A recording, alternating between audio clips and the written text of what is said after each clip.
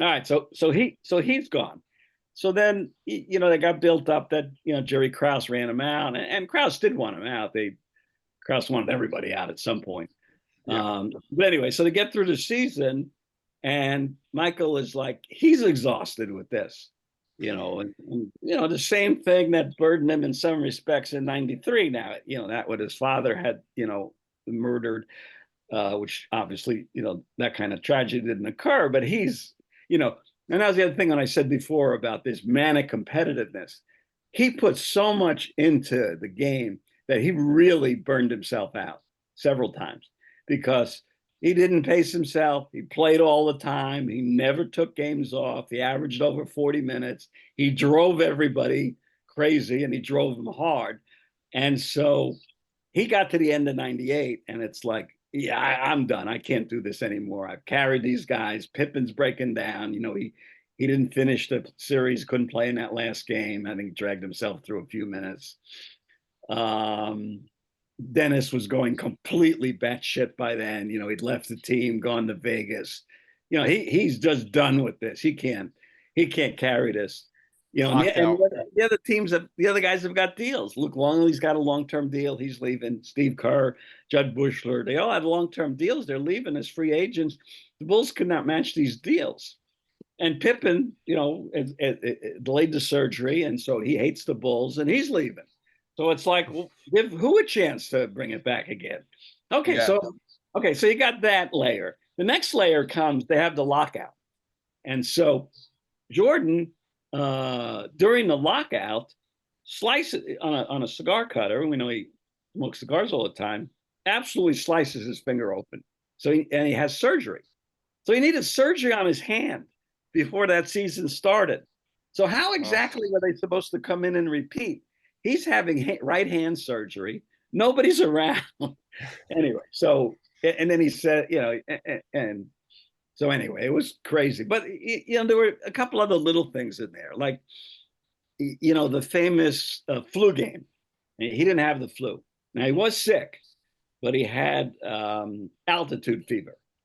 They were staying in Park City, which is a higher altitude from the valley in Salt Lake, and they're traveling back and forth, for practices, for the games, and he got altitude sickness, which can happen, but it doesn't sound like really cool that the greatest athlete in the world's got Yeah, altitude sickness, altitude and sickness.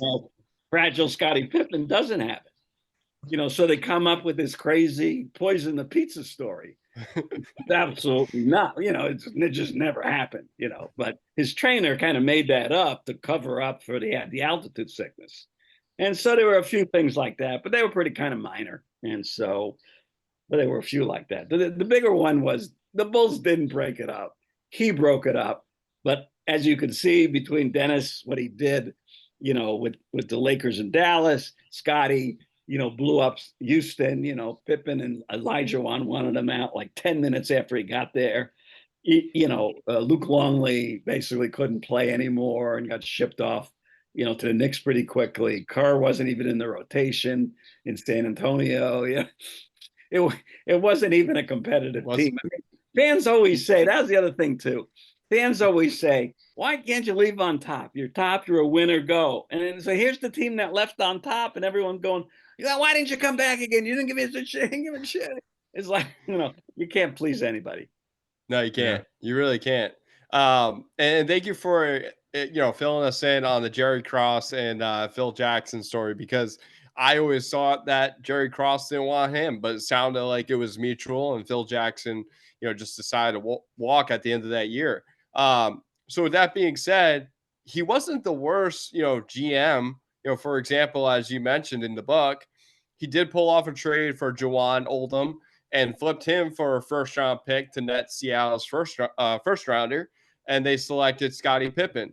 So, do you think he was good at building a roster? Yeah, no, Jerry was a good basketball guy. He treated people badly. That's what people didn't like. It wasn't his basketball acumen. He built, I didn't say built the Bulls. Jordan was there, so that's a nice first piece to have. But he did what wasn't popular at the time because teams weren't tanking then.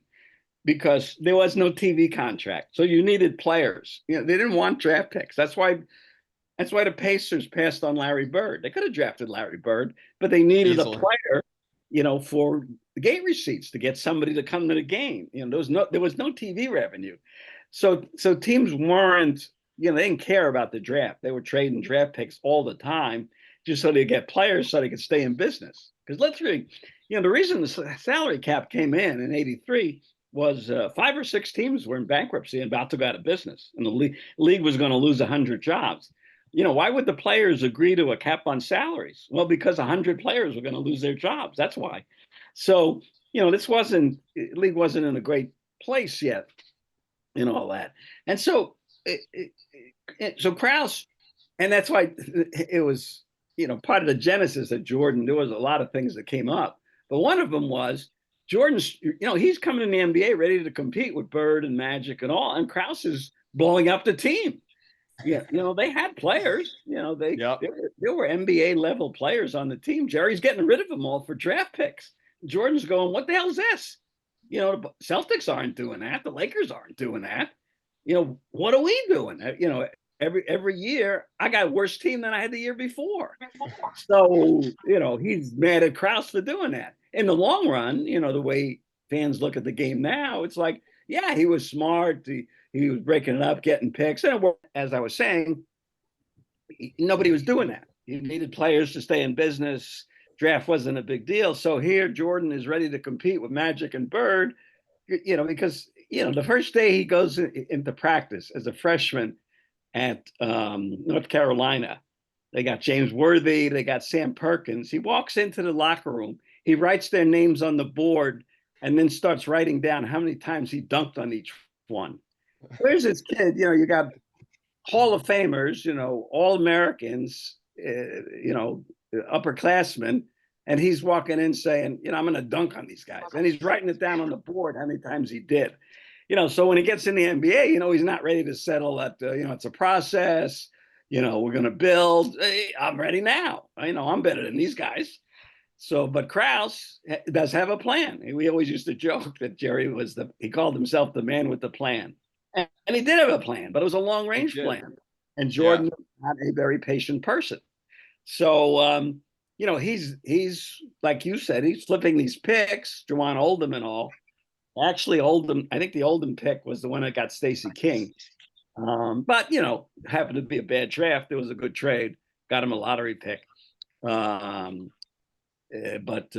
he's able to manipulate, in '87, get Pippen and Grant, and start putting these pieces around Jordan that turned out to be championship pieces. It didn't look like it in '87. Scotty didn't even start that year. Brad Sellers was still starting. Horace is playing behind Charles Oakley, so it's not like, Wembanyama just showed up or something. It's like, hey, Jordan's still not convinced that this thing is going to work. So, anyway, but eventually does. So, and then, when Jordan left in '93 and then came back, even though he didn't want to do it, he didn't want Rodman. He was unalterably opposed. Jerry had this, this acronym OKP that we joke about here, our kind of people.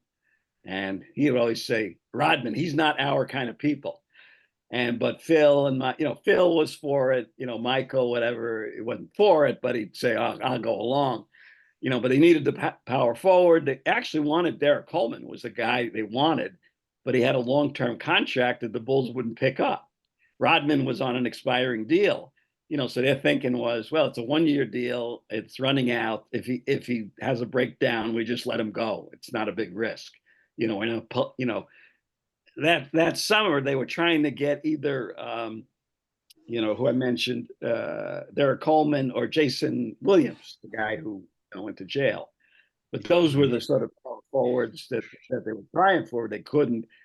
Rodman was settling for. Nobody wanted Rodman. He had just destroyed the San Antonio. They should have had a title that year, and he basically destroyed that between his activities with Madonna, and he hated David Robinson and quitting during games and driving Popovich nuts.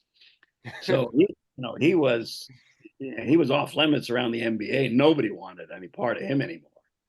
And and then he starts, now he's dressing up, coloring his hair, wearing a dress. He's going completely bonkers.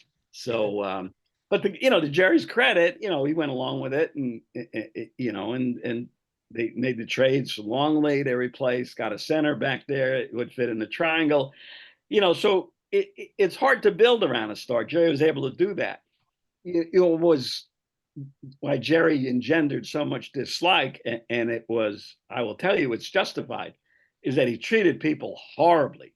He was mean, and I know there's this new view about how the Bulls mistreated him. He was this great scout. He was a good scout and competent general manager, but you just can't humiliate people all day long. And I I remember Phil, David Halberstam, one of the greatest writers, nonfiction writers in American history, probably, was doing a profile on the Bulls, and had come in New Yorker, I think it was, and was interviewing Phil. And of course, he was on the team bus, which was sort of off limits to media at the time by then.